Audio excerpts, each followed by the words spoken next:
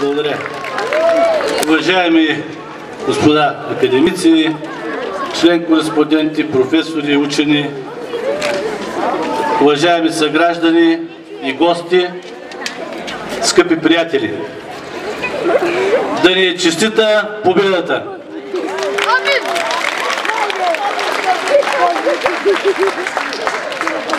Аз искам от името на всички съграждани, от името на всички приятели на Сливен, на България, да ви благодаря на вас, които бяхте основните двигатели на тази добра инициатива, която общината поде и която завърши до край.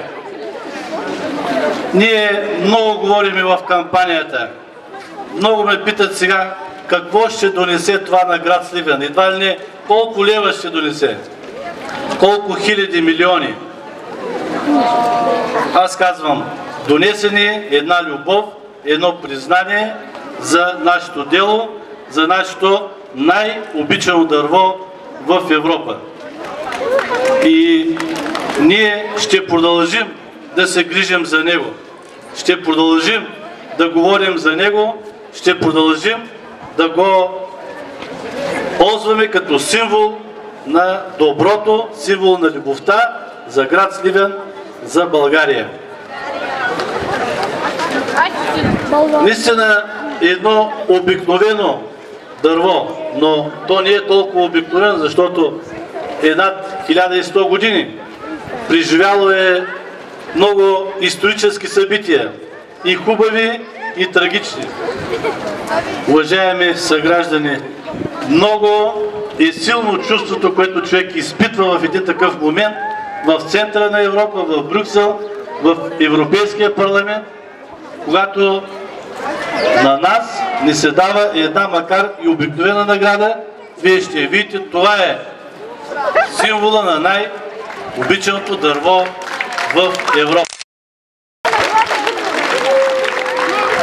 Нека и други държави след нас, както и тези преди нас, да успеят да се преборят за тази награда. Тази награда много ни задължава.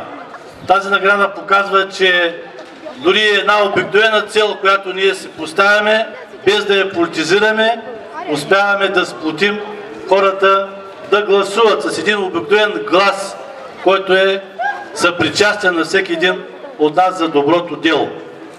И гледайки тези усмихнати, тези малки личица, ние виждаме бъдещето, в които ръце ние ще предадем поддържането на този величествен символ.